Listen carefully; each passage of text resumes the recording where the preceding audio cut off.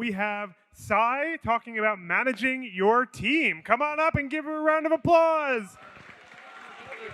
Very awesome. Hey everyone, my name is Sai. I'm a rising senior at Penn, and I am the current director of Penn Apps. Today I'll be talking about how to manage your team behind the scenes, and especially some new advice for new directors. So you've been on the organizing team for your hackathon for years, and you're finally at the top. Congratulations, you made it. This is a great accomplishment that comes with its own set of challenges.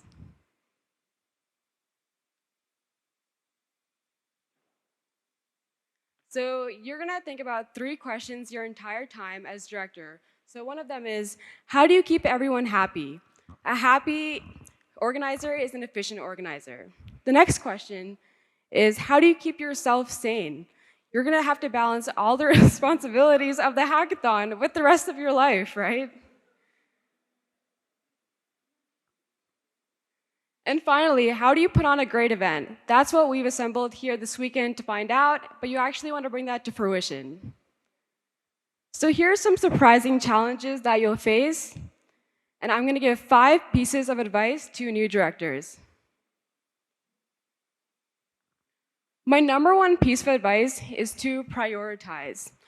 I feel like the biggest surprise for new directors is that you're no longer managing your event. You're managing the people that run your event.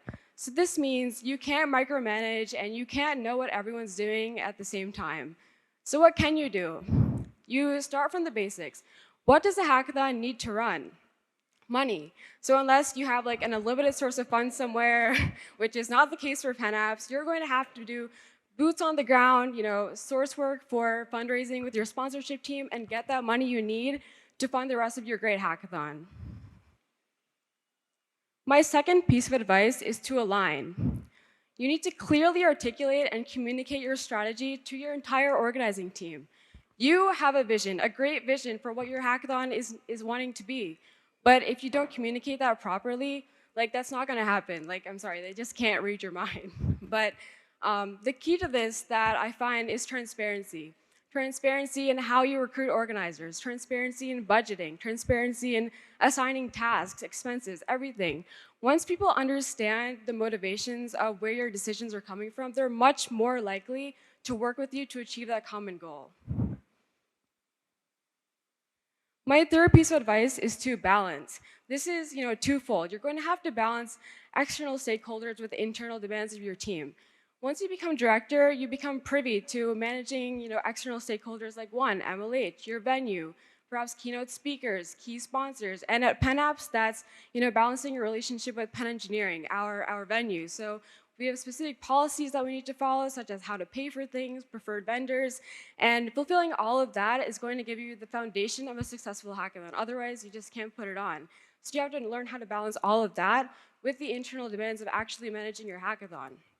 The second thing is balancing, giving tasks and being too laissez-faire. Just blindly giving tasks to your team members is probably going to breed, defensiveness, resentment, and that's just not what we want for, a well-functioning team. But being too laissez-faire can lead to a lack of accountability. So you want to balance those 2 things. The fourth piece of advice is to adapt. So just a month ago, I was told that Penn Apps security costs would go up by over 400%. This is pretty steep, and it cut into the budget for the rest of our wonderful things like food, swag, all the exciting things we had planned. And I realized that we would have to make a lot of substantial changes to the rest of our planning to make this hackathon happen in time. We even considered going virtual, which I feel like in this environment we're really excited to go back to in person, so I didn't want that to happen. So as director, my biggest advice to you is that you set the tone. You set the attitude for the rest of your organizing team, and whether it's subconsciously or not, how you act towards problems that arise is going to reflect the rest of the team. So the attitude that I took back to my team was that, hey, I know this is a big change, but we can work through this and still put on a great hackathon, which it's in a week, so I hope to see a lot of you there. So my last piece of advice is to reflect. Reflection is important for everyone, not just directors, but I find as director, it's really important to gather feedback from your organizing team. One constructive piece of feedback that I received recently was that I needed to trust new members more with important tasks. I wasn't even aware that I was doing this, but now that I do, I can work to create a more inclusive environment for all my team members. So keep calm and lead on, and thank you for listening. Thank you. Great talk.